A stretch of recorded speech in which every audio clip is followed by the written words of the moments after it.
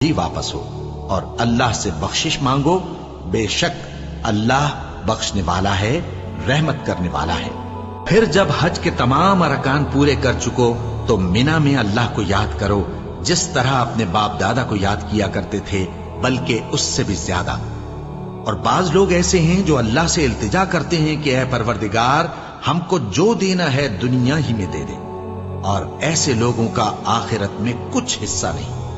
اور بعض ایسے ہیں کہ دعا کرتے ہیں کہ پروردگار ہم کو دنیا میں بھی نعمت عطا فرما اور آخرت میں بھی نعمت بخشیو اور دوزخ کے عذاب سے محفوظ رکھیو۔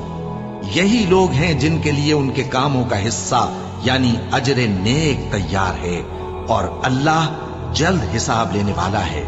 اور قیام منا کے دنوں میں جو گنتی کے دن ہیں اللہ کو یاد کرو۔